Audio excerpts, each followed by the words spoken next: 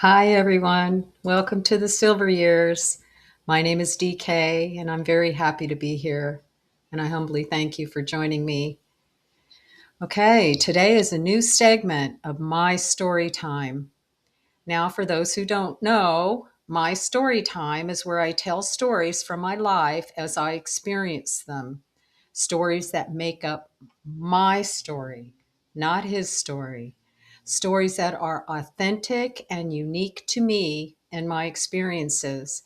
And these stories are a part of my legacy and the genetic imprints that I leave to my future generations, who, by the way, don't even really know about these stories because they just never came up. Overall, these stories probably only have meaning to me, but hopefully you will find something useful in them as well. Or not, I'm going to tell them anyway, for the record. The story that wants to be told today is coming in from 1997 and begins in San Jose, California. Now, this is after I left Montana, and I think I left Montana about 1990, late 96 or whatever, but it took me a while. It took me many months to find a job, but I left Montana because I needed to find a job to help support the house back in Montana. So I needed to leave the state in order to earn money to support the household in Montana. It ended up ending the marriage and ending it all anyway, but which is in my book, Living the Big Sky Life, and I'm not here to repeat those stories. This is a story that was not in the book. But I did leave to go to, and I lived in Morgan Hill. Actually, I was staying with my family, my father and stepmother. Actually, with my daughter, we stayed in Morgan Hill for 2 years as I tried to get back on my feet. So it took me quite a number of months to get this job. And when I did finally get the job, I ended up getting a job with a title that they called office manager. And it was for an extremely large commercial building contractor headquartered in the Midwest. Okay, that company is still alive and well and still going. Um, and and I was hired to by the executive vice president running this particular office. This was a satellite office headquartered in San Jose, and they had a number of them throughout the country. But it was a pretty large office. Now there were only three women in the office, me included. The other two, the two that I was there to manage, one was the receptionist secretary, and the other was their graphics marketing person. So there were only three females. Other than that, the building, and it was a big building, was filled with men, engineers. They were all engineers. And what I knew about engineers came from my stepfather, who was a psychiatrist. My mother had been married to a man who was a psychiatrist, and it became well known. And this was something that might have been more significant during the era of the 70s and 80s, but there was a syndrome called engineers' wives syndrome. Now, this syndrome was basically engineers have an emotional disconnect overall. Not all, I mean, but it seemed to be a typical pattern in engineers. They had little emotional intelligence, and you were always inferior to them, and they kind of treated you that way. And the wives of engineers, they'd be out working all day and come home and treat their wives as beneath them and as their maidservants, because there was a disconnect, and there really was a thing. So here I was in this office full of, I don't know, I mean, the office itself at any time could have 20 to 30 engineers in it, but there were many more working in the field. So they were in and out all day, and they weren't all like them. Some of them were a lot of fun, but the ones that were in the office all day and not out in the field, definitely had that. Now, I was hired by the head of this office, and he was very high up in the company. and I'll call him BP. Okay. And what I was hired to do was manage the office, manage the personnel, the female personnel. And I also handled all the contracting, and every summer they would hire interns and they would recruit them from universities and this and that. And I would handle all of their hiring and all of the contracts associated with the jobs and with the employment. And I also handled, reporting that that BP would have to turn into the headquarters and that kind of thing, financial reporting, any other job reporting, that kind of thing, corporate reporting. I would have to handle all that. And after about, I don't know, I had been there maybe 6 months or so, and the company just was looking into expanding internationally. And I really got involved with the crew that was brought in to expand the company internationally, and they were looking to build an airport somewhere in the Middle East. And so I was really important. I was instrumental in putting a lot of that stuff together.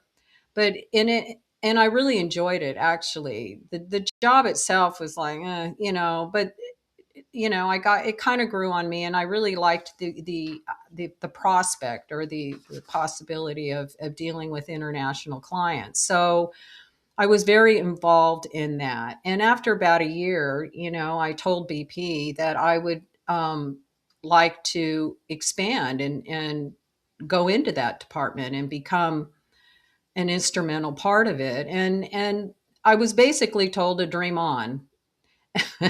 I was looked at and treated like, how dare I, in this male dominated world, how dare I, a woman at, and you think that that can't be, but it really was. And I was treated, it was pretty overt. Like, how dare I ask for a promotion beyond what I was, the pigeonhole I was put in. So clearly that, um, I don't know that I would call it a promotion necessarily, but it, that the my transfer of interest was not approved and not promoted. And over time, I was treated differently because I had even had the audacity to ask. And I was I was starting to sour on having any long term position in this company. I was slowly souring on the inside. Now this isn't clearly wasn't my first foray into a male dominated environment. I mean, I had spent decades in the commercial property realm, commercial lending realm that was 100% male. I was the only female in the room. I can't tell you how many times, and I do have stories about that and what that that looked like. Um, anyway, at some point after this, my BP decided to step down. He wanted to move more into semi-retirement. He'd been with he'd been there forever. He was a total company man, totally devoted. But he wanted to step back in his responsibilities. So what they did is they sent in a new guy from the Midwest to fill his position, a little younger guy.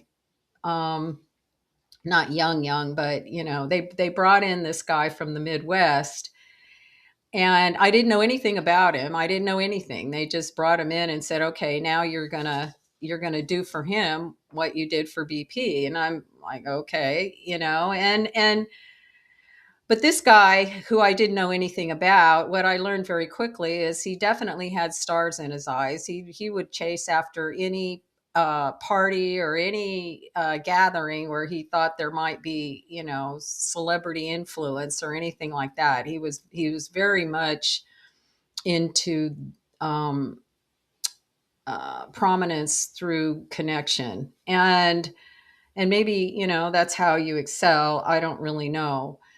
But the thing about it is his name was John, okay? His name was John.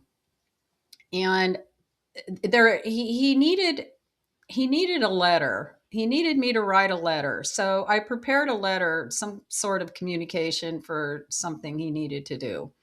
So I prepared the letter, and this was the first thing I'd ever done for him. So I prepared the letter, and of course, at the end, sincerely, and then John, and I put the letter on his desk for approval, or any changes he might need for anything. I mean, this is fair. So I leave my desk. I come back, and on my desk I see this letter, okay, with a red ink pen, like a like a teacher, an English teacher correcting your paper, Okay, and there wasn't a whole lot, but the thing that got me, some of the changes he wanted were totally fine, no big deal, okay, and the red pen was okay, but it was at the end, at the John, okay, so he lines through it, and I get this point. He writes this out: points off, DK, points off. Well, I had spelled John John, because you know what? That's how you spell John. Well, no, not this guy. He spells his name Jon. John. Points off, DK. Okay.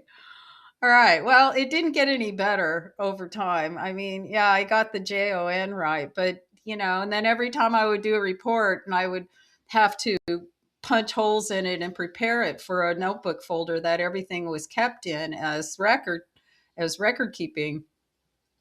And he would bitch and complain every time I'd give him a set of reports because I'd put the holes in the wrong place. Okay. For it to fit in his book. So it got to the point where I just started doing it on purpose just to piss him off, because he was such an asshole. And I and what else could I say? He just was. And then actually he just wore me out at the end. I had to take some time off because I just couldn't be around it. And I couldn't grow and expand. You just feel like you're trapped, and you can't. I couldn't do anything with this position. I was dealing with engineers who were out of their mind, and points off, TK.